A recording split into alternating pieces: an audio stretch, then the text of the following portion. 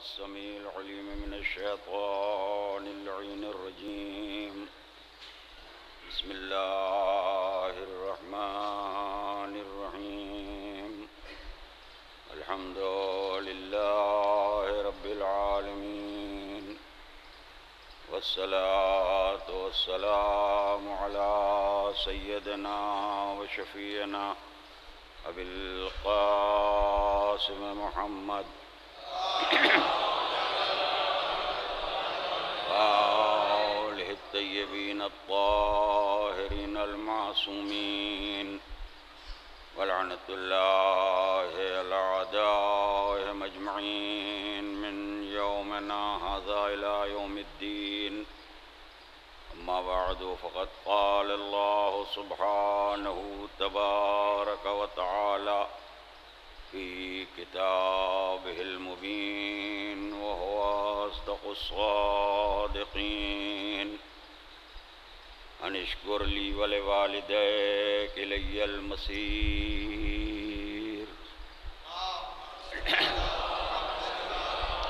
یہ احمد عباس صاحب ادھر آ جائیے، یہاں جو حضرت آنا چاہیں وہ تشریف لا سکتے ہیں، یہاں جگہ ہے، تو آ جائیے، جو ادھر آ جائیے.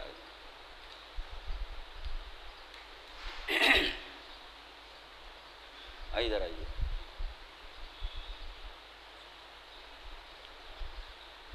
سورہ لقمان قرآن مجید کا 31واں سورہ، اور والدین کے سلسلے میں اس میں ایک آیہ کریمہ آتی ہے، اور اس کا یہ آخری ٹکڑا ہے جس کو میں نے عنوان بیان قرار دیا. مگر کیا اعجاز ہے قرآن کا، اور کیا فصاحت ہے، کیا بلاغت ہے. یعنی قرآن کا ایک ایک لفظ کائنات کو اپنے دامن میں لیے ہوئے. اور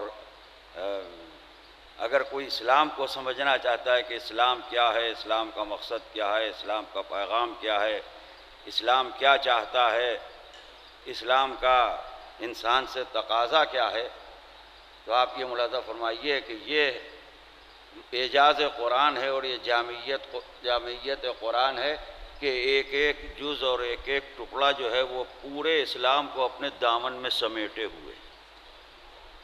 جو بھی اسلام کا پیغام ہے، اب آپ دیکھیے ارشاد ہو رہا ہے کہ اللہ کے حق کی بھی بات کرتے ہیں لوگ، حق اللہ کی بات کرتے ہیں، حق بشر کی بات ہوتی ہے، حقوق الناس کی بات ہوتی ہے. اب آپ اس ملاحظہ فرمائیے اس آیہ کریمہ کو، آغاز بھی ہے، انجام بھی ہے، ابتدا بھی ہے، انتہا بھی ہے، دنیا بھی ہے، آخرت بھی ہے، خدا بھی ہے، بندہ بھی ہے، سب کچھ ہے. انشکر لی ولوالدیک، بندے میرا شکریہ ادا کر اور اپنے والدین کا شکریہ ادا کر. اور گفتگو کا آغاز ہوا ہے ووصینا الانسان سے. آیت جو شروع ہوئی ہے وہ ووصینا الانسان سے شروع ہوئی ہے. گویا قرآن ایک پیغام دے رہا ہے ووصینا الانسان، ہم نے انسان کو حکم دیا، ہم نے انسان کو وصیت کی.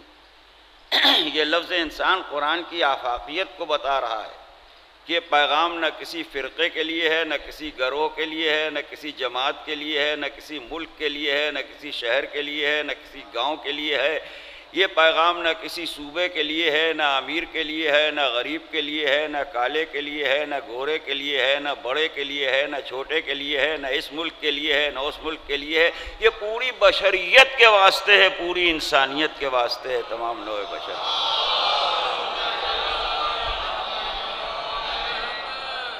اور سنا آپ تو کتنے مقامات ایسے ہیں جہاں خلاق عالم نے لفظ انسان استعمال کیا. ووصینا الانسان، ہم نے انسان کو حکم دیا. پیغمبر کا تذکرہ آیا تو اسی طریقے سے ارشاد فرمایا قل یا ایھا الناس انی رسول اللہ الیکم جمیعا. یعنی آج جس چیز کو پروجیکٹ کرنے کی کوشش کی جا رہی ہے، علماء اپنی تقریروں میں کہتے ہیں اور لکھنے والے اپنے مضامین میں لکھتے ہیں، یونٹی کے لیے، اتحاد کے لیے، یگانت کے لیے، یگانگت کے لیے، امن کے لیے، سکون کے لیے، تو وہی تو قرآن وہ کہی رہا ہے. قرآن قرآن بھی وہی کہہ رہا ہے، پیغمبر بھی وہی کہہ رہے ہیں، اسلام بھی وہی کہہ رہا ہے. جس کو آپ دنیا کے سامنے بتانا چاہ رہے ہیں اور جس کا آپ پروپیگنڈا کر رہے ہیں وہی تو اسلام کہہ رہا ہے. نہ معلوم کیا بجوگ آ گیا، نہ معلوم کون سا رخنا پڑ گیا جو وہی بات بیچ سے غائب ہو گئی اور بقیہ سارا اسلام دھرا رہ گیا. صلوات بر محمد. دیکھیے آپ ملاحظہ فرما رہے ہیں، آپ آیات قرآنیہ کو دیکھیے، آپ ارشادات پیغمبر کو دیکھیے، ارشادات جناب امیر کو دیکھیے، تمام معصومین کے ارشادات کو دیکھیے، انبیاء کی سیرت کو دیکھیے، تو اے ٹو زیڈ اسلام میں اتحاد و یگانگت اور یکتائی اور دوستی اور پیار اور محبت اور انسانیت، اس کے علاوہ ہے کیا؟ تو پھر یہ دنیا کے سامنے اتنا زیادہ اس کو پروجیکٹ کرنے کی کیا ضرورت ہے کہ ہم ایک ایک کو بتانا چاہتے ہیں یہ اسلام ہے. آج سب کہہ رہے ہیں دیکھیے یہ اسلام ہے، یہ اسلام ہے، یہ اسلام ہے، یہ اسلام ہے، یہ اسلام ہے. تو وہ معاملہ کہاں سے بگڑا کہ یہ اسلام دھرا رہ گیا اور وہ اسلام سامنے آ گیا. صلوات بر محمد علیہ.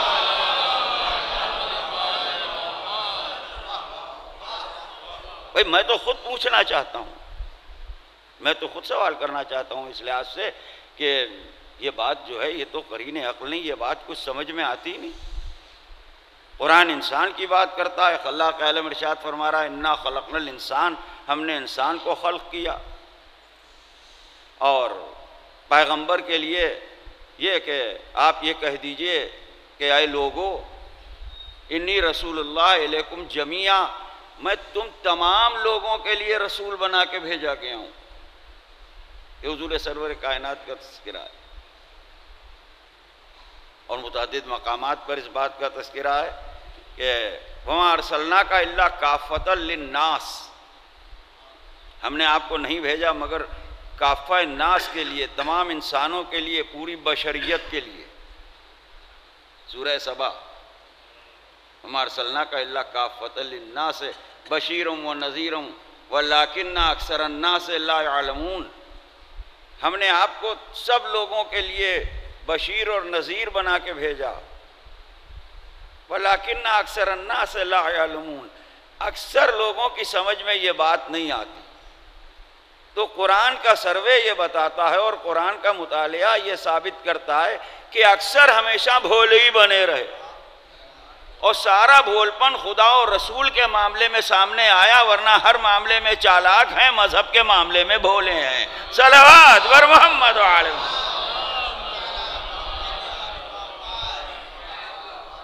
اور فرمایا آپ جگہ جگہ قرآن ٹہوکے دیتا چلا، آگاہ کرتا چلا، متنبہ کرتا چلا. یعرفون نعمت اللہ ثم ینکرونہا واکثرہم الکافرون.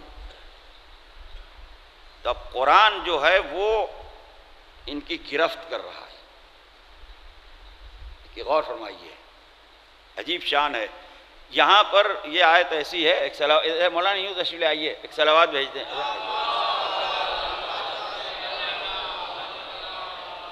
ایک اور صلوات بھیج دیں محمد علیہ. اور اس گرفت کو محسوس کریں گے آپ، ترجمے سے بات ظاہر ہو رہی ہے. کہہ رہا ہے خلاق عالم، لہذا آپ کہیں سے چون و چرا و لیما و کیفا کا کوئی محل ہی نہیں. پہلی منزل پر جو پول تھا وہ کھول دیا. یعرفون نعمت اللہ، اللہ کہہ رہا ہے کہ اللہ کی نعمت کو پہچانتے ہیں. اب اس میں تو کوئی ریب و شک ہے ہی نہیں، یہ تو کنفرم ہو گیا کہ پہچانتے ہیں، بھولے نہیں ہیں. بھولپن کو پہلے ہی واش آؤٹ کر دیا. یعرفون نعمت اللہ ثم ینکرونہا، یہ پہچانتے ہیں نعمت الہی کو اور اس کے بعد انکار کرتے ہیں. تو ہر انکار کرنے والا بھولا نہیں ہوتا ہے. جو آپ یہ کہیے کہ ان کی عقل میں نہ آیا ہوگا، ان کی سمجھ میں نہ آیا ہوگا، وہ سمجھ نہ پائے ہوں گے، آپ نے تھوڑا سا ذرا معاملے کو اور کلیئر کیا ہوتا۔ آپ 70 مرتبہ سمجھائیے، جب کوئی ناسمجھی کو طے کر چکا ہے تو صبح قیامت تک اس کی عقل میں نہ آئے گا اور اس کی سمجھ میں نہ آئے گا۔ ڈیسائیڈ کر چکا ہے نا۔ یعرفون نعمت اللہ ثم ینکرونہا۔ اب اس کی روشنی میں آپ تاریخ پڑھیے، پہچانتے ہیں نعمت الہی کو اور اس کے بعد انکار کرتے ہیں، پہچاننے کے باوجود انکار کرتے ہیں۔ تو قرآن کیا کہتا ہے؟ وہ اکثرہم الکافرون، ان میں کی اکثریت جو ہے وہ کافر ہے۔ مزاج کفر یہ ہے کہ مان کے انکار کرنا، سمجھ بوجھ کے انکار کرنا، جان کے انکار کرنا۔ تو اس طرح سے آپ دیکھیے قرآن کے لیے کیا ارشاد ہوا، ان ھذہ تذکرہ فمن شاء اتخذ الی ربہ سبیلا۔ یہ قرآن تو سراسر نصیحت ہے، پس اب جس کا بھی دل چاہے اپنے رب کا راستہ اختیار کرے، جس کا دل چاہے اپنے پروردگار کا راستہ اختیار کرے، کسی طرح کی کوئی پابندی نہیں ہے۔ تو قرآن نے انسانی مسائل سے گفتگو کی ہے، قرآن نے آفاقی مسائل سے گفتگو کی ہے، قرآن نے پوری بشریت کا تذکرہ کیا ہے۔ اور اب جو بہت سے لوگ ناسمجھی میں کہتے ہیں کہ بھئی تو قرآن میں نماز روزے کے علاوہ کیا ہوگا، نماز روزے و حج کے علاوہ کیا ہوگا قرآن میں؟ تو پہلی بات تو یہ ہے کہ آپ کہہ تو غیر روانی میں، مگر آپ نے یہ نہیں غور کیا کہ کتنی بڑی جسارت ہے اور کتنی بڑی بے ادبی ہے اور یہ کون سا لہجہ ہے، اور آپ نماز روزے کو اتنا انڈر اسٹیمیٹ کیوں کر رہے ہیں، یا نماز روزے نے آپ کا کون سا بگاڑا ہے جو آپ کہہ رہے ہیں کہ نماز و روزے کے علاوہ قرآن میں کیا ہے؟ اگر خالی نماز و روزہ ہی قرآن میں ہو تو اس میں آپ کا کیا مذائقہ ہے، آپ کا کون سا نقصان ہے؟ جبکہ ایسا نہیں ہے، قرآن نے راستہ چلنے کی تہذیب سکھائی ہے، قرآن نے بات کرنے کا سلیقہ سکھایا ہے، قرآن نے گفتگو کرنے کے آداب بتائے ہیں، قرآن پیغام انسانیت ہے، قرآن مدرس انسانیت ہے۔ اسی سورہ میں جناب لقمان اپنے بیٹے سے کہہ رہے ہیں اور اس کو قرآن عام کر رہا ہے دنیا کے واسطے، اس کتاب میں ذکر آ رہا ہے جسے معجزہ بنا کے نازل کیا گیا ہے، اسی قرآن میں ماں باپ کا تذکرہ ہے، یتیم کا تذکرہ ہے، بیوہ کا تذکرہ ہے، مستحق کا، سائل کا تذکرہ ہے۔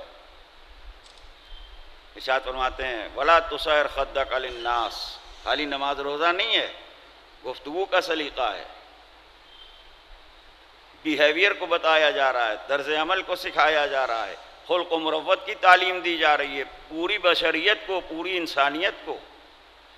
وَلَا تُسَعِّرْ خَدَّكَ لِلنَّاسِ، بیٹے لوگوں سے منہ پھولا کے بات نہ کرنا،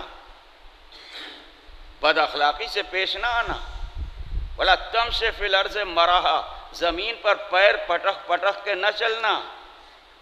اور فرمایا آپ نے ان اللہ لا يحب كل مختال فخور، اللہ شیخی خورے کو اور کرنے والے کو دوست نہیں رکھتا۔ تو قرآن میں یہ بات بھی آپ کو ابتدا سے لے کے انتہا تک ملے گی، اگر اللہ کسی کو دوست رکھتا ہے تو اس کے بھی اسباب ہیں، اور نہیں رکھتا ہے تو اس کے بھی اسباب ہیں۔ صلوات بر محمد وعلی محمد۔ اس کے بعد کہتے ہیں وَقْصِدْ فِي مَشْيَكَ وَاغْضُضْ مِنْ صَوْتِكَ إِنَّ أَنْكَرَ الْأَصْوَاتِ لَصَوْتُ الْحَمِيرِ۔ جناب لقمان اپنے بیٹے کو وصیتیں کر رہے ہیں اور اللہ قرآن میں نقل کر رہا ہے تاکہ یہ پیغام تمام انسانوں تک پہنچ جائے کہ وَقْصِدْ فِي مَشْيَكَ، بیٹے اپنے معاملات میں اعتدال رکھنا، بیلنس نہ بگڑے، بیلنس بگڑا اور حادثہ ہوا۔ حادثے کی بنیاد ہی یہی ہے کہ بیلنس بگڑ جاتا ہے، توازن بگڑ جاتا ہے۔ مشین کا اور کار کا اور بائیکی کا توازن نہیں بگڑتا ہے، سب سے پہلے تو آدمی کا توازن بگڑ جاتا ہے۔ صلوات بر محمد وعلی محمد۔ کبھی دولت توازن بگاڑ دیتی ہے، کبھی شہرت توازن بگاڑ دیتی ہے، کبھی عزت توازن بگاڑ دیتی ہے، کبھی گروہ توازن بگاڑ دیتا ہے، کبھی جماعت توازن بگاڑ دیتی ہے۔ یہ خطا کا مزاج ہی ہے کہ ذرا سا کوئی معاملہ ہوا اور بیلنس بگڑ گیا، اور یہ عصمت کا مزاج ہے کہ چاہے سلطنت حاصل ہو، چاہے ملوکیت حاصل ہو، چاہے مکمل اقتدار حاصل ہو، جو صورت فتح مکہ سے پہلے تھی وہی صورت فتح مکہ کے بعد ہے، جو صورت چوتھی خلافت سے پہلے تھی وہی صورت چوتھی خلافت کے بعد ہے، ذرہ برابر کسی طرح کا کوئی فرق ہی نہیں۔ وَلَا تُسَعِّرْ خَدَّكَ لِلنَّاسِ وَلَا تَمْشِ فِي الْأَرْضِ مَرَحًا إِنَّ اللَّهَ لَا يُحِبُّ كُلَّ مُخْتَالٍ فَخُورٍ۔ بیٹے بد اخلاقی سے گفتگو نہ کرنا اور زمین پر پیر پٹک پٹک کے نہ چلنا، اس لیے کہ اللہ شیخی خورے کو اکڑنے والے کو دوست نہیں رکھتا۔ وَقْصِدْ فِي مَشْيَكَ وَاغْضُضْ مِنْ صَوْتِكَ، یہاں تک تو قرآن نے بتایا ہے کہ قرآن کی آدمی کی پچ کیا ہو، آپ کہہ رہے ہیں کہ نماز اور روزے کے علاوہ کیا ہے؟ بات کرنے میں آواز کتنی بلند ہو یہ تک تو بتا رہا ہے قرآن، جو کام آپ مائک کے ساتھ کرتے ہیں۔ اور فرمایا آپ نے لاؤڈ اسپیکر لگانے والے سے جو آپ اشارے کرتے ہیں کہ آواز ذرا بڑھاؤ، آواز ذرا گھٹاؤ، وہ قرآن پوری انسانیت سے کہہ رہا ہے وَاقْصِدْ فِي مَشْيَكَ۔ بیٹے دیکھو اپنے معاملات میں اعتدال رکھنا، بیلنس نہ بگڑے۔ اور فرمایا آپ نے بیلنس بگڑنے سے تو فوڈ پوائزن ہو جاتا ہے، آپ سمجھ رہے ہیں؟ بیلنس بگڑنے سے، بھائی فوڈ تو زندگی کے لیے ضروری ہے نا، غذا کا مطلب ہے حیات، پوائزن کا مطلب ہے موت۔ یہ کون سی ترکیب ہے فوڈ پوائزن والی؟ یعنی دونوں کنٹراڈکٹری لفظیں رکھی ہوئی ہیں، غذا فوڈ کا مطلب ہے حیات زندگی، اور پوائزن کا مطلب ہے موت۔ آپ نے کہا فوڈ پوائزن، تو یا پوائزن ہوگا یا فوڈ ہوگا، یا حیات ہوگی یا موت ہوگی۔ یہ فوڈ کیسے پوائزن ہو گیا؟ توازن جب بگڑ جاتا ہے تو فوڈ پوائزن بن جاتا ہے اور جان جاتی رہتی ہے۔ تو جس طریقے سے غذا میں توازن رکھنا چاہیے، اسی طریقے سے اسلام و دین و شریعت اور اللہ کے پیغام میں بھی توازن برقرار رکھنا چاہیے۔ یہاں توازن بگڑتا ہے تو جان چلی جاتی ہے، اور وہاں توازن بگڑتا ہے تو ایمان چلا جاتا ہے۔ صلوات بر محمد و آل محمد، صلوات بھیجیے محمد و آل محمد۔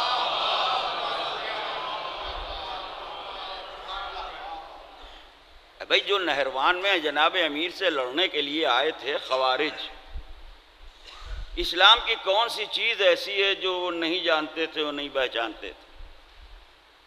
مگر یہ کہ جیسے فوڈ پوائزن ہوتا ہے وہی معاملہ یہاں ہوا۔ گلے گلے شریعت میں ڈوبے ہوئے تھے۔ نہروان میں جو لشکر علی کے مقابلے میں آیا، تاریخ آپ دیکھیے، گلے گلے شریعت میں ڈوبے ہوئے تھے، نماز میں، روزے میں، حج میں، دین میں، شریعت میں، قرآن میں، کسی معاملے میں پیچھے نہ تھے۔ نتیجہ یہ ہوا کہ جب دونوں لشکر سامنے آئے اور جناب امیر نے بہت سمجھایا اور سمجھانے کی حدیں ختم کر دیں، اور کچھ لوگوں نے مان بھی لیا اور وہ پلٹ بھی گئے، مگر ایک گروہ ایسا تھا جو اڑا رہا۔ اس نے کہا کہ نہیں، اسلام میں سارا فساد جو ہے وہ علی کی وجہ سے، لہذا اسلام کا فساد اس وقت تک دور نہیں ہوگا جب تک علی کو نہ قتل کیا جائے اور علی سے نہ لڑا جائے۔ جب یہ نوبت آ گئی اور تمام حجتیں تمام ہو چکی تو امیر المومنین نے حکم دیا تلوار چلانے کا۔ تو اب وہاں عالم یہ تھا کہ مونڈے ہوئے سر، بڑھی ہوئی داڑھیاں، گلوں میں قرآن، پیشانیوں پر سجدوں کے نشان، زبان پر قرآن۔ قرآن پڑھ بھی رہے ہیں، قرآن گلے میں بھی پڑا ہوا ہے، پیشانیوں پر سجدوں کے نشان بھی ہیں، سر بھی منڈے ہوئے ہیں، داڑھیاں بھی بڑھی ہوئی ہیں، 100% اسلامی ڈیزائن۔ تو اب علی کے ساتھ تو ہمیشہ کھچڑی مجمع رہا۔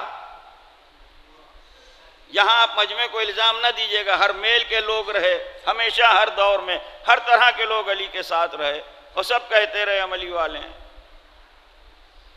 تو انہوں نے کہا کہ لڑو، سب یہ گھبرانے لگے، کہیں گے یا علی ان سے ہم کیسے لڑیں؟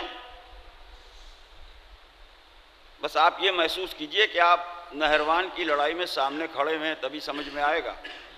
یا علی ان سے کیسے لڑیں؟ یہ تو بات بات پر قرآن پڑھ رہے ہیں. انہوں نے وہ تلاوت قرآن کر رہے تھے نا، تو قرآن تو مشترک و کامن چیز ہے عالم اسلام میں. انہوں نے کہا یہ تو بات بات پر قرآن پڑھ رہے ہیں. دیکھیے مارتے کی بھی کہیے گا، بھاگتے کی بھی کہیے گا. اب اس مجمع کو آپ دیکھیے، دور کا قرآن دکھائی دے رہا ہے، سامنے کے علی نہیں دکھائی دے رہے ہیں. صلوات ور محمد علیہ.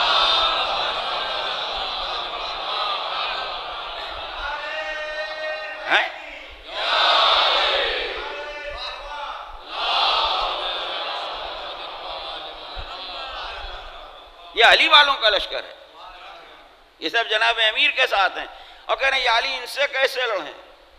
اے سبحان اللہ، یہ امامت کے ماننے کا طریقہ نہیں ہوتا کہ امامت کم دیکھ رہی ہے تم زیادہ دیکھ رہے ہو. صلوات بر محمد علیہ. سوال یہ کہ آپ کو قرآن سنائی دے رہا ہے اور آپ علی سے یہ کہہ رہے ہیں کہ یا علی ہم ان سے کیسے لڑیں. یہ تو بات بات پر قرآن پڑھ رہے ہیں اور حضور اللہ نہیں سن رہا ہے. خدا کی قسم مولا نے تاریخی جواب دیا. یہ علی ہی کہہ سکتے ہیں، انہی کو زیب دیتا ہے. جب ان لوگوں نے کہا کہ یا علی ہم ان سے کیسے لڑیں، کہ بات بات پر قرآن پڑھ رہے ہیں، تو حضرت نے ارشاد فرمایا میں حکم دے رہا ہوں، انا القرآن الناطق، میں ہوں بولتا ہوا قرآن. تم لڑو ان سے، میں آرڈر دے رہا ہوں.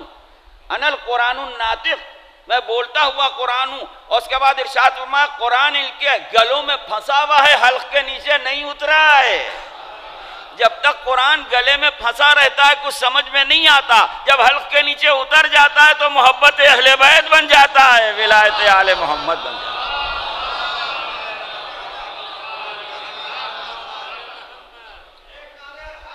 یہ ہے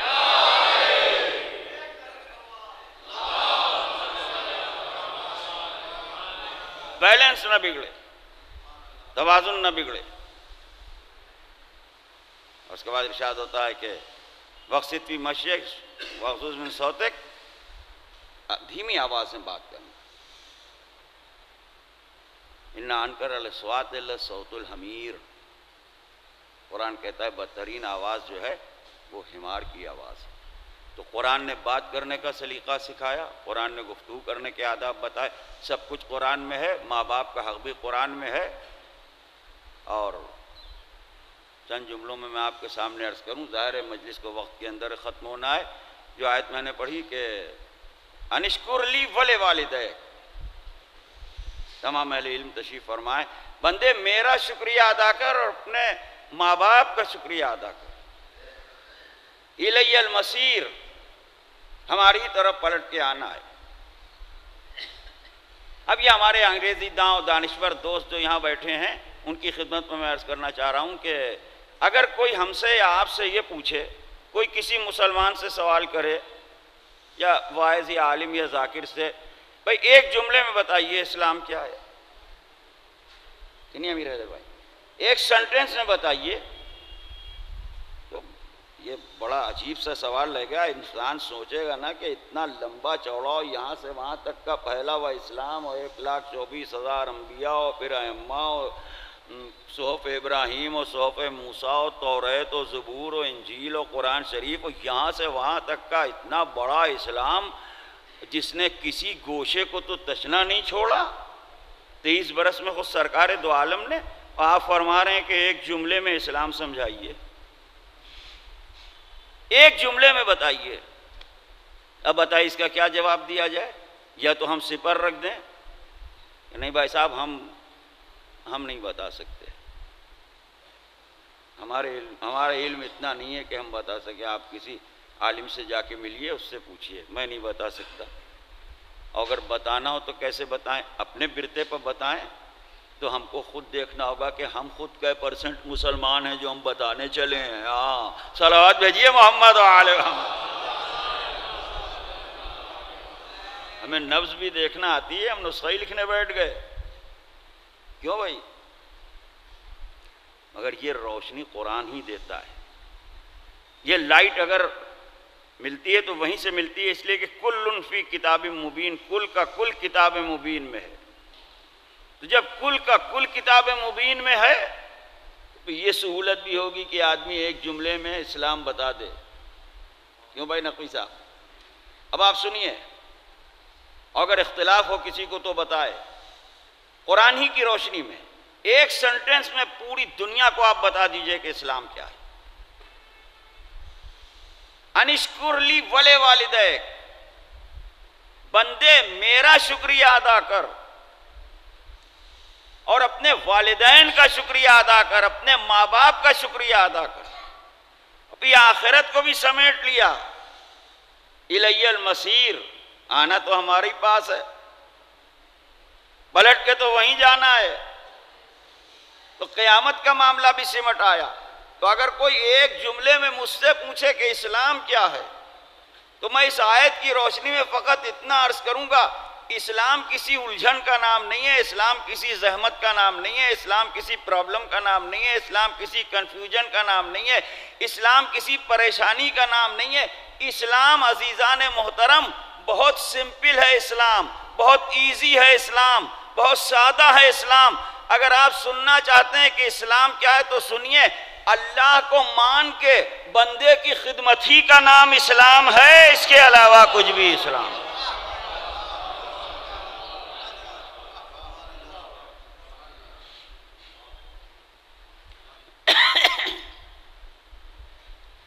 سب کور ہو گیا کہ نہیں ہوا؟ اللہ کو مان کے، اب یہ نہیں کہ ساری دانشوری اسی میں ہے کہ سب سمجھ میں آیا اور 1000 ریسرچیں کی اور اسی کو نہ مانا، یہ بڑے دانشور ہیں. تو اتنے پر تو کمپرومائز نہیں ہوگا، اللہ کو تو ماننا پڑے گا. انشکر لی، اللہ کو مان کے بندے کی خدمت کا نام، بندے کی سیوا اور سروس کا نام اسلام ہے. 2 چیزیں ہیں. اب ممکن ہے کوئی کہے صاحب آپ نے رسول و امام وغیرہ نبی کا تو کوئی ذکر ہی نہیں کیا. تو ذکر ہو تو گیا، بندے کے معاملے میں نبی بھی آ گیا، امام بھی آ گیا، اس لیے کہ اللہ تو ایک ہی ہے اور بقیہ تو سب بندے ہیں، کوئی خدا تو ہے نہیں. اور قرآن نے تو معراج والی آیت میں خاص طور پر عبدیت کا ذکر کیا ہے. سبحان الذی اسریٰ بعبدہ، بابرکت ہے وہ جو راتوں رات اپنے بندے کو لے گیا. صلوات بھیجیے محمد و آل محمد.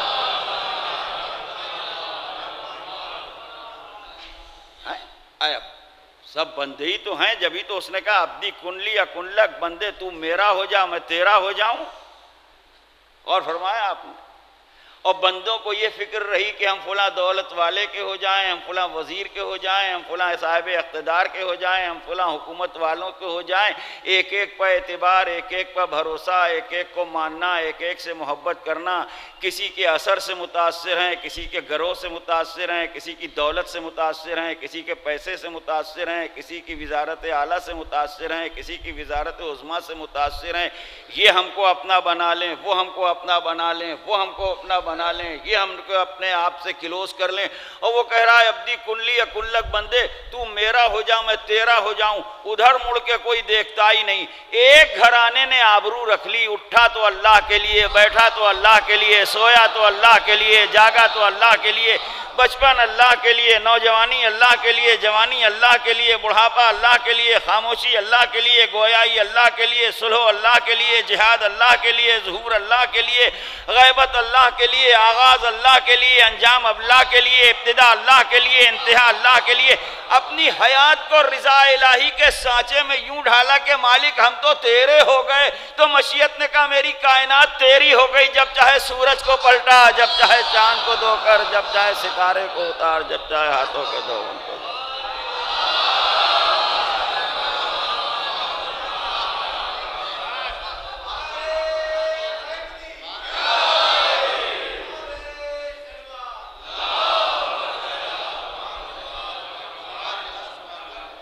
اور فرمایا آپ اب جی کن لیا کن لک، تو اللہ کو مان کے، اللہ کو مان کے بندے کی خدمت کا نام یہ ہے، یہ اسلام ہے. اس میں ساری کائنات آ گئی۔ اور بس آخر میں آپ کے سامنے یہ عرض کر دوں کہ قرآن شریف نے ایک نئی ڈیفینیشن دی ہمیں۔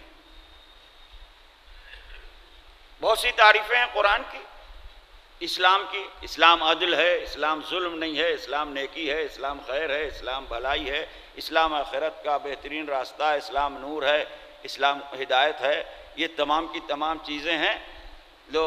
اس آیت نے ہم کو ایک نئی تعریف دی سمجھنے کے لیے۔ آپ ملاحظہ کیجئے، قرآن نے ہم کو ایک نئی ڈیفینیشن دی۔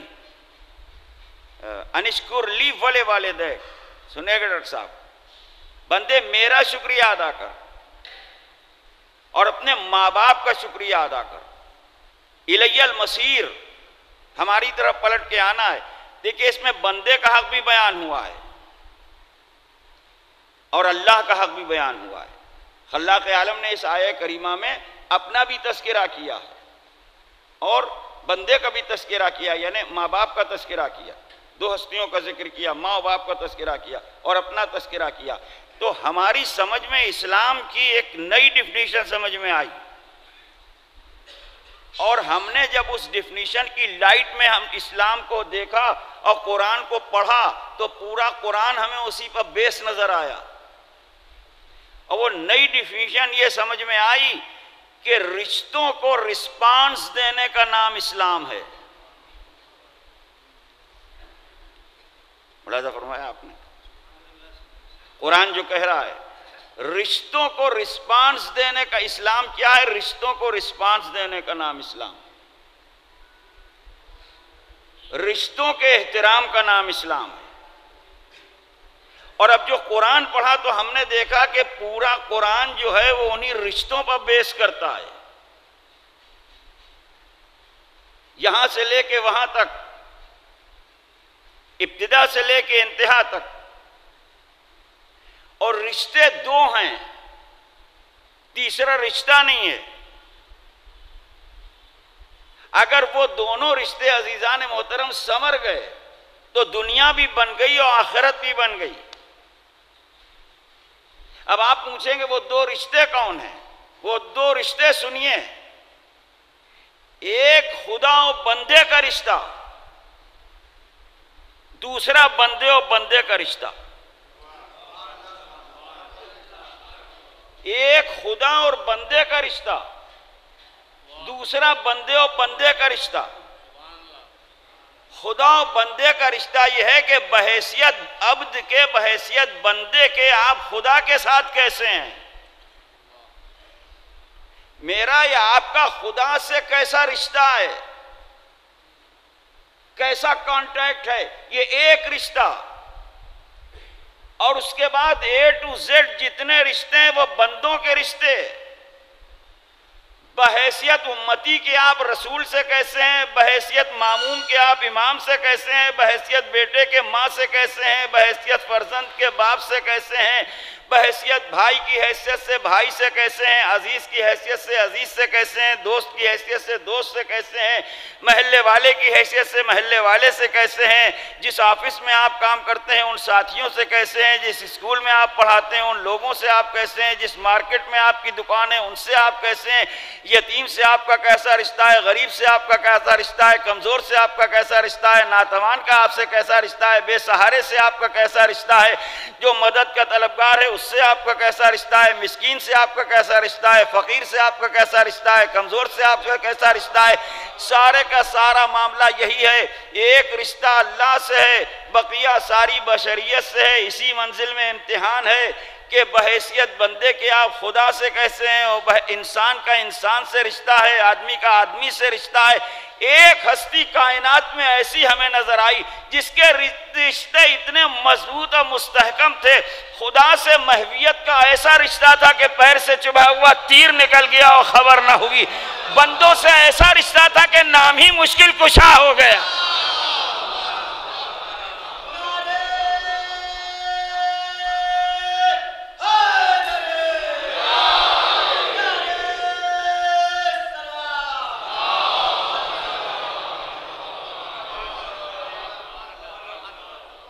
بندوں کی اتنی مدد کی، انسانوں کو اتنا رسپانس دیا،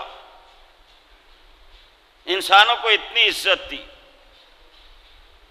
بے سہاروں کو اتنا سہارا دیا کہ نام ہی مشکل کشا ہو گیا۔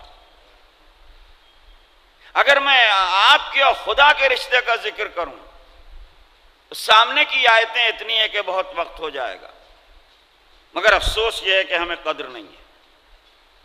اسی طریقے سے آپ کا اور رسول کا رشتہ ہے، اسی طریقے سے آپ کا اور امام کا رشتہ ہے، اور اس کے بعد تمام فہرست شروع ہوتی ہے عالم بشریت کی، جن میں سب سے پہلے والدین ہیں۔ اور قرآن نے کہا وَبِالْوَالِدَيْنِ احسانا، دیکھو اپنے والدین کے ساتھ نیکی کرو، اپنے ماں باپ کے ساتھ بھلائی کرو، اور فرمایا آپ نے۔ اور پیغمبر نے پڑوسی کے لیے ارشاد فرمایا کہ ہمارے دوسرے مذاہب کے لوگ سنیں تو ان کی سمجھ میں آئے کہ اسلام کیا ہے، مگر سب سے بڑی ٹریجڈی اور سب سے بڑا المیہ جو ہوا وہ یہی ہوا کہ علی کی دشمنی نے سارے اسلام کے معاملے کو بگاڑ کے رکھ دیا، دنیا کی سمجھ ہی میں کچھ نہ آیا۔ پیغمبر فرماتے ہیں وہ ہم میں سے نہیں ہے جس کا پڑوسی اس کے شر سے محفوظ نہیں ہے۔ اس ایک چیز کو لے کے آپ اسلام کا پروپیگنڈا ساری دنیا میں کر سکتے ہیں، اس لیے کہ پڑوسی میں نمازی کی شرط نہیں ہے، روزہ دار کی شرط نہیں ہے، حاجی کی شرط نہیں ہے، اللہ اور رسول کو ماننے والے کی شرط نہیں ہے، وہ کسی مذہب کا ہو، کسی دھرم کا ہو۔ اور پھر یہ نہیں کہ جو گھر گھر سے ملا ہوا ہے ہم تو اسی کو پڑوسی سمجھتے تھے، جس کی دیوار سے ہماری دیوار ملی ہوئی ہے، وہاں یہ نہیں ہے 40 گھر ادھر، 40 گھر ادھر، 40 گھر ادھر اور 40 گھر ادھر، اتنے جتنے ہیں یہ سب کے سب آپ کے پڑوسی ہیں۔ تو یہ کوئی معمولی بات نہیں ہے جو پیغمبر نے کہا کہ وہ ہم میں سے نہیں ہے جس کا پڑوسی اس کے شر سے محفوظ نہیں ہے۔ اگر آپ میں شر نہیں اور خیر ہے تو اتنے گھر جب مل کے آپ کی واہ واہ کریں گے تو جیسے گلدستوں میں پھول مہکتے ہیں ویسے آپ کی مہک دور دور پہنچ جائے گی، سارا محلہ تعریف کرے گا۔ یہ تعمیر سیرت ہے، یہ تعمیر کردار ہے۔ اور فرمایا آپ نے، پیغمبر نے فرمایا وہ مسلمان نہیں ہے جس کی صبح کو آنکھ کھلے اور اس کو اپنے بھائی کا خیال نہ آئے۔ آپ دیکھیے کتنی بڑی بات ہے۔ ہمارا کوئی عزیز بیمار تھا، ہمارا کوئی دوست پریشان تھا، ہمارا کوئی بھائی سفر میں گیا ہوا تھا، اس کے گھر والے پریشان تھے، تو فکر ہونا چاہیے وہ خیریت سے گھر آ گئے کہ نہیں، وہ جو بیمار ہوا اس کی کچھ صحت بہتر ہوئی کہ نہیں۔ تو کہا وہ مسلمان نہیں ہے جسے سیلفشنس کا نام اسلام نہیں ہے، خود غرضی کا نام اسلام نہیں ہے، اپنے آپ میں کھو جانے کا نام اسلام نہیں ہے، ایثار کا نام اسلام ہے، سیکریفائس کا نام اسلام ہے، قربانی کا نام اسلام ہے، مدد کا نام اسلام ہے، اعانت کا نام اسلام ہے، اپنا وقت دینے کا نام اسلام ہے، اپنی دولت اٹھانے کا نام اسلام ہے، محنت کرنے کا نام اسلام ہے، دوسرے کے خیال کرنے کا نام اسلام ہے۔ اسلام کے بچانے والے جو ہیں وہ گھر سمیٹ کے نہیں بچاتے ہیں، گھر لٹا کے بچاتے ہیں کہ اسلام کیا۔ صلوات بر محمد علیہ۔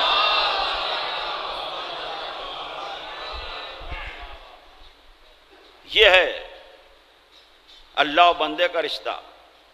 سورہ بقرہ میں ارشاد ہوتا ہے وَإِذَا سَأَلَكَ عِبَادِي عَنِّي فَإِنِّي قَرِيبٌ اُجِيبُ دَعْوَةَ الدَّاعِ إِذَا دَعَانِ۔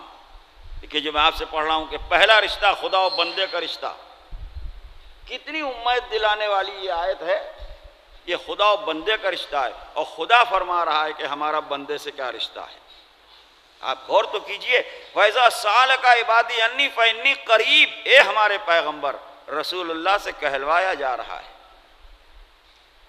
پیغمبر سے کہلوایا جا رہا ہے، آپ سے کہلوایا جا رہا ہے، اللہ کہلوا رہا ہے۔ صلوات بھیجیے محمد وعلى۔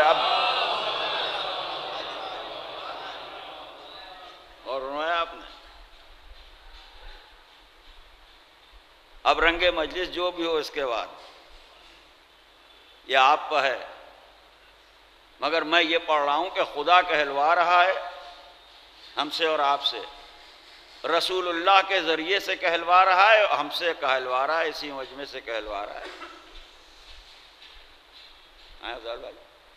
پوری کائنات سے کہلوا رہا ہے۔ وَإِذَا سَأَلَكَ عِبَادِي عَنِّي فَإِنِّي قَرِيبٌ۔ آپ دیکھیے کیا نرم لب و لہجہ ہے، اور کیسی تسکین دینے والی اور دل کو بڑھانے والی آیت ہے ہمارے ایسے گناہگاروں کے لیے۔ وَإِذَا سَأَلَكَ عِبَادِي عَنِّي فَإِنِّي قَرِيبٌ ہے ہمارے پیغمبر، اگر ہمارے بندے ہمارے بارے میں آپ سے پوچھیں، ہائے ہائے، پتہ نہیں ہمیں اتفاق ہوتا بھی ہے کبھی کہ نہیں، اگر ہمارے بندے ہمارے بارے میں آپ سے پوچھیں وَإِذَا سَأَلَكَ عِبَادِي عَنِّي فَإِنِّي قَرِيبٌ، تو آپ ان سے کہہ دیجئے گا کہ میں ان سے قریب ہوں۔ اب ہم بھی تو سوچیں کہ ہم کتنا قریب ہیں، وہ تو ہے، صلوات دیجئے محمد۔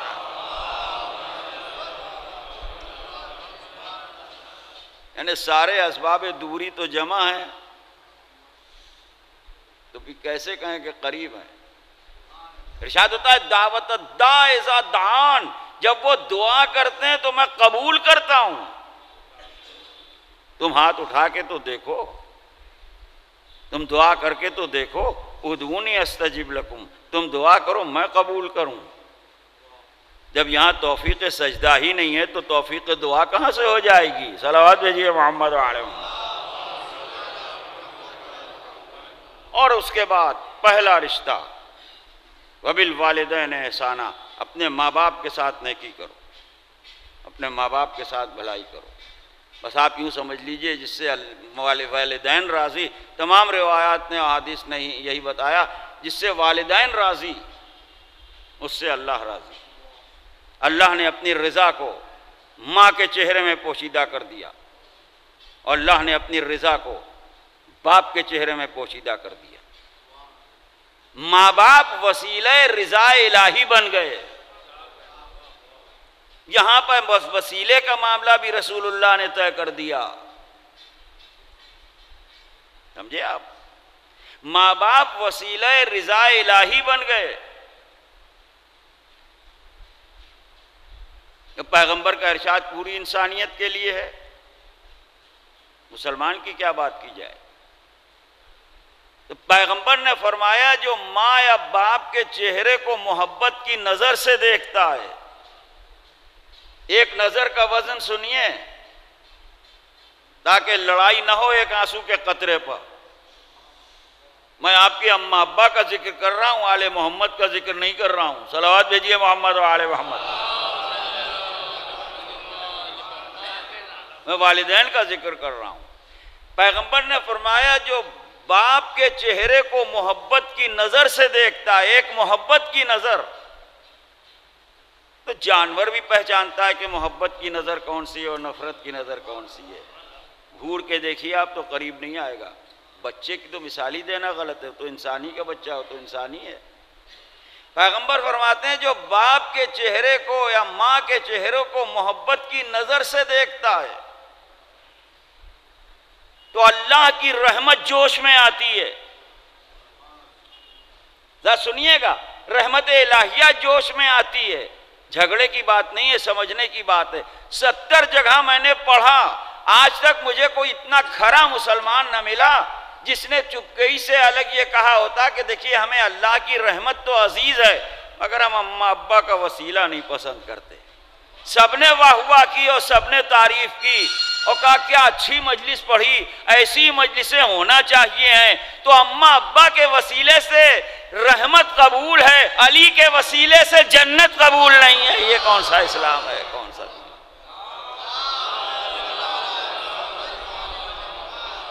پیغمبر فرماتے ہیں حب علی جواز للجنہ، علی کی محبت جنت کا پروانہ ہے۔ بہر صورت عزیزان محترم، بہت خوش نصیب ہے وہ جس نے ماں کو راضی رکھا اور جس نے باپ کو راضی رکھا، اور وہ والدین بھی بڑے خوش نصیب ہیں جن کی اولاد مطیع و فرما بردار۔ بھئی یہ بھی ایک خوش نصیبی ہے۔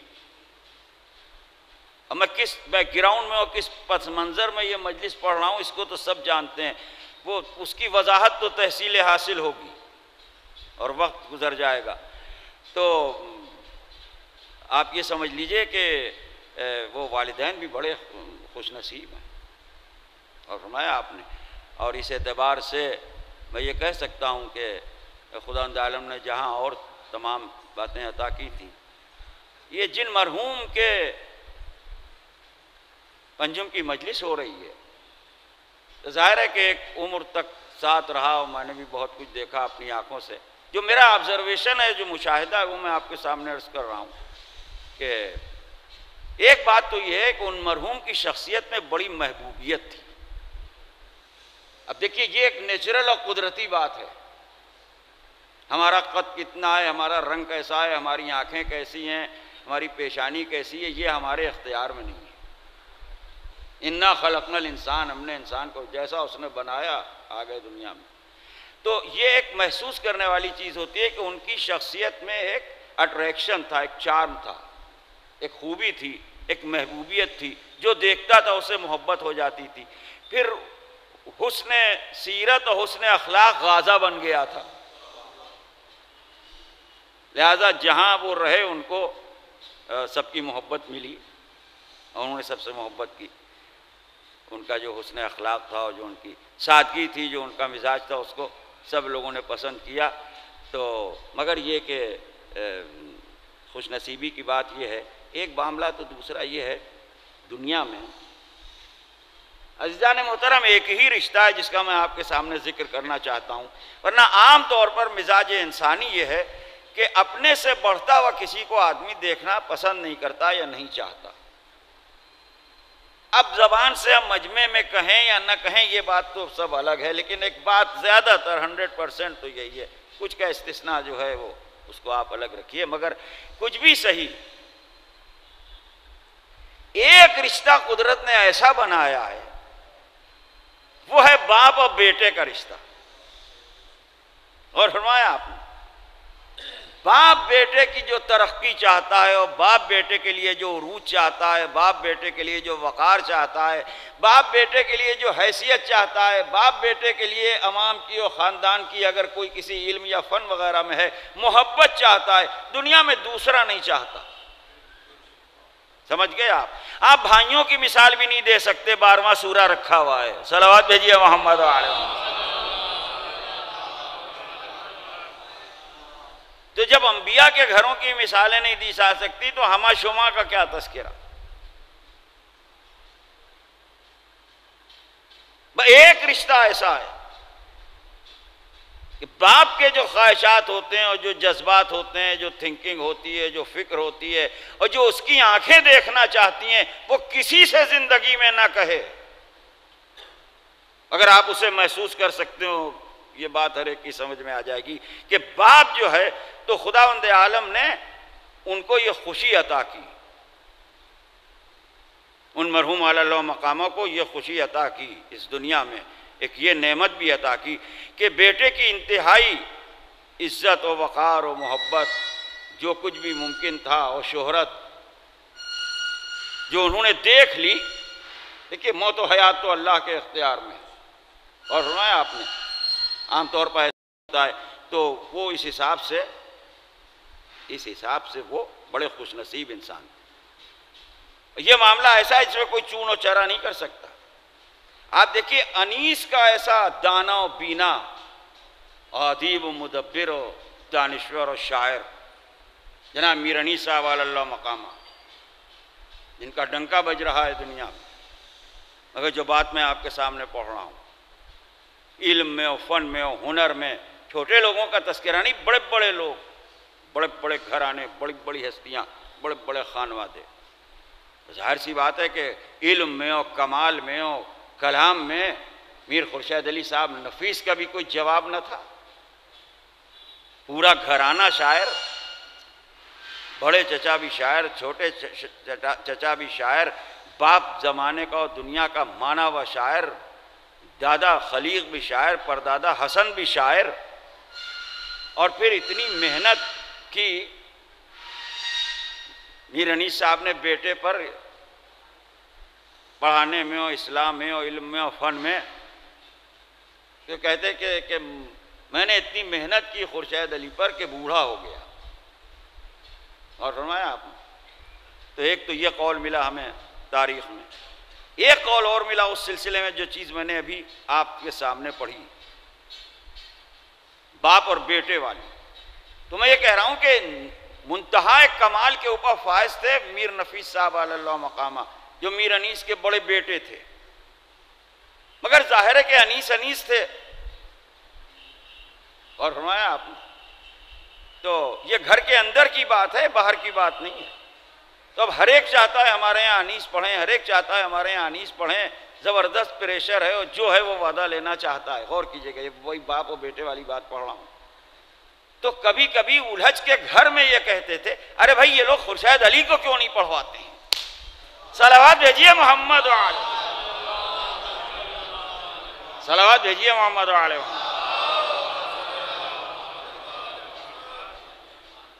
اب آپ ملاحظہ فرما رہے ہیں، دیکھیے اسی میں سب کچھ ہے، اسی میں سب کچھ ہے، پوری کائنات ہے، کائنات جس کا سکہ مان رہی ہے اور آفتاب بن کے جو چمک رہا ہے، اور جس کے سلسلے میں ذرہ برابر کوئی، یہ دیکھیے یہ باپ اور بیٹے کا رشتہ بیان کر رہا ہوں، جس کے معاملے میں کوئی اختلاف نہیں ہے، اسے مکمل رسپانس دیا جا رہا ہے، مگر اپنی فیملی کے اندر بیٹھ کے وہ کہہ رہا ہے، ارے بھائی یہ لوگ خورشید علی کو کیوں نہیں پڑھواتے ہیں؟ مطلب یہ کہ انیس کو اپنے پڑھنے پر اتنی خوشی نہ ہوتی جتنی نفیس کے پڑھنے پر خوشی ہوتی۔ صلوات بر محمد وعلی۔ بس عزیزو، مجلس مکمل ہو گئی۔ تو مرحوم اطہر حسین صاحب علی اللہ مقامہ کو خداوند عالم نے یہ مسرت اور یہ خوشی بھی ان کی زندگی میں عطا کی کہ انہوں نے اپنے بیٹے کی عزت و شہرت اور عوام کی ان سے جو محبت ہے اس کو دیکھا۔ یہ رشتہ بھی بڑا نازک ہوتا ہے، باپ کے لیے بھی بیٹے کے لیے بھی۔ خلیل اللہ جیسا نبی کہتا ہے، رب ہب لی من الصالحین، پالنے والے مجھے ایک نیکوکار بیٹا عطا کر، مجھے ایک صالح بیٹا عطا کر۔ تو صالحیت کی شرط ہے کہ بیٹا ایسا ہو جو باپ کے لیے سبب زینت بنے۔ کیا کہنا اس بیٹے کا جو باپ کے لیے سبب زینت بن جائے؟ ورنہ خدا معاف کرے، ایسے صاحبزادگان بھی ہوتے ہیں کہ جو جن کا نام آتے ہی لوگ کانوں پر ہاتھ رکھتے پھرتے ہیں۔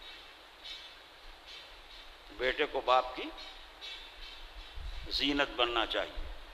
اور دوسری بات یہ کہ جو بیٹا نیکیاں کرتا ہے اور خیر کرتا ہے، الہی کمپیوٹر چلتا رہتا ہے، باپ کو اجر ملتا رہتا ہے، صلہ ملتا رہتا ہے۔ ہمارے ڈاکٹر صاحب کی نیکیاں اور خیر مشہور ہے، لیکن اصل لذت ان کے والد مرحوم کو اب حاصل ہو رہی ہوگی، اور یا جو بھی امور خیر یہ انجام دیں گے اس کا اصل صلہ تو انہیں اب ملے گا، اندازہ اب ہوگا۔ اس لیے کہ پیغمبر فرماتے ہیں کہ خمسۃ فی قبورہم و ثوابہم فی دیوانہم، 5 آدمی ایسے ہیں کہ جو اپنی اپنی قبروں میں سو رہے ہیں مگر ان کے نامہ عمل میں ثواب لکھا جا رہا ہے۔ من بنا مسجدن، جو مسجد بنوا جائے، من حفر بئرن، جو کنواں بنوا دے، من غرس نخلن، جو درخت لگا دے، رفاع عامہ کے کام۔ مسجد کا تعلق مسلمانوں سے ہے لیکن پانی تو سب پیتے ہیں، درخت کے سائے میں تو سب بیٹھتے ہیں، کسی مذہب و فرقے کی بات نہیں۔ من کتب مصحفن، ارشاد فرماتے ہیں جو قرآن شریف لکھ دے۔ جب دنیا بھر کے میوزیمز میں ہم گئے تو ہم نے بادشاہوں کے اور شہزادوں کے اور راجاؤں کے اور مہاراجوں کے دولت مندوں کے ہاتھوں کے لکھے ہوئے قرآن دیکھے، آپ نے بھی دیکھے ہوں گے۔ یہ مغل سلاطین کے لکھے ہوئے قرآن ہیں، یہ ایرانیوں کے لکھے ہوئے قرآن ہیں۔ ہماری سمجھ میں نہیں آتا کہ ہم نے آج تک گد سے ایک چھوٹا سا سورہ بھی نہیں لکھا۔ یہ بادشاہوں، وزیروں اور حکومتیں کرنے والوں کو قرآن لکھنے کا وقت کہاں سے مل گیا؟ مگر انہوں نے قرآن لکھ کے یہ بتا دیا کہ مرنے کے بعد ادھر ہی والا کام آتا ہے، ادھر والا کام نہیں آتا، جب ہی سب نے قرآن لکھا ہے۔ اور فرمایا آپ نے، اور اس کے بعد فرمایا من کتب مصحفن من خلف ابنا صالحا، جو ایک صالح اولاد چھوڑ کے جائے، جو ایک نیک بیٹا چھوڑ کے جائے، بیٹا نیکیاں کرے گا، باپ کے اجر میں اور ثواب میں اضافہ ہوگا۔ اور پھر دوستدار اہل بیت، محب اہل بیت، عزا خانہ تعمیر کروایا اپنی اہلیہ مرحومہ علی اللہ مقامہ کے ایصال ثواب کے لیے، اور چند بار ملاقات ہوئی، اتفاق کی بات ہے زیارات میں بھی ان سے بھی، اور ہمارے ڈاکٹر صاحب بھی ساتھ میں تھے، بہت خدمت کی انہوں نے والدین کی، اس میں کوئی شک نہیں، اور کبھی مشہد مقدس سے ملاقات ہوئی، کبھی کربلا معلیٰ میں ملاقات ہوئی، اور بس یہی فکر رہتی تھی ایک مجلس ہو جائے، اس مظلوم کا تذکرہ ہو جائے جس کے بیٹے کو پرسہ نہ دیا گیا، اس مظلوم کا ذکر ہو جائے جس کے بیٹے کو تعزیت نہ دی گئی۔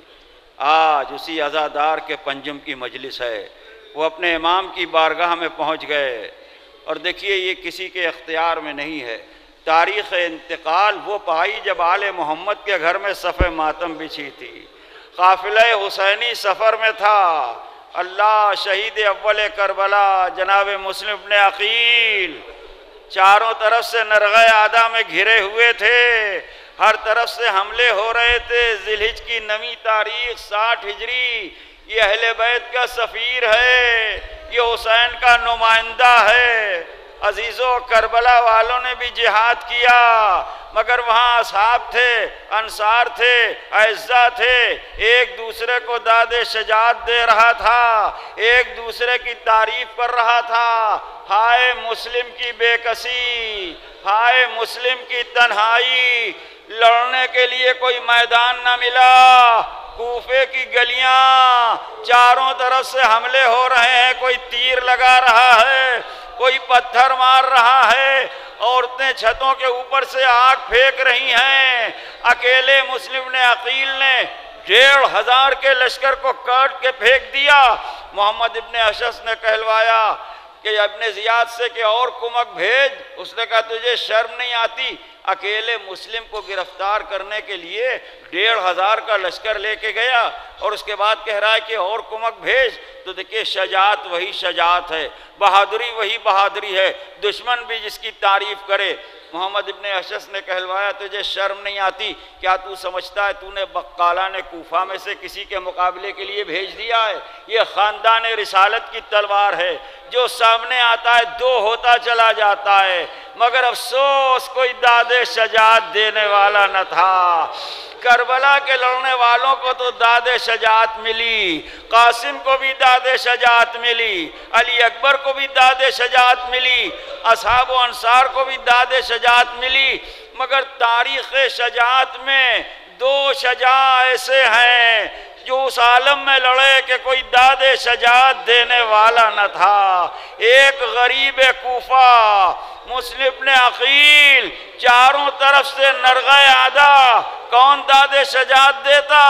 دوسرا زہرا کی گود کا پالا حسین، علی اکبر کے سینے سے نیزہ کھینچنے کے بعد، ششماہے کی قبر بنانے کے بعد، جب اتمام حجت کے لیے تلوار کو بے نیام کیا تو میمنے کو میسرے پہ الٹ دیا، میسرے کو میمنے پہ الٹ دیا۔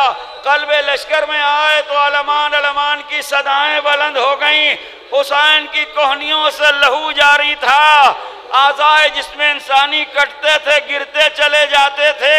اہل لشکر حیران ہو گئے، یہ وہی لڑ رہا ہے جس نے بیٹے کا لاشا اٹھایا ہے، یہ وہی لڑ رہا ہے جس نے 6 مہینے کے بچے کی قبر بنائی ہے، مگر وہ کیا حیران ہوتے، حسین تو کسی اور ہی سے داد طلب تھے۔ روایت کہتی ہے لڑتے ہوئے ایک مرتبہ دریا کے قریب سے گزرے، بھائی کا لاشا نظر آیا، حسین رکابوں پر زور دے کے بلند ہوئے کہ عباس پیاسے کی لڑائی نہیں دیکھی، عباس بھائی کی جنگ نہیں دیکھی۔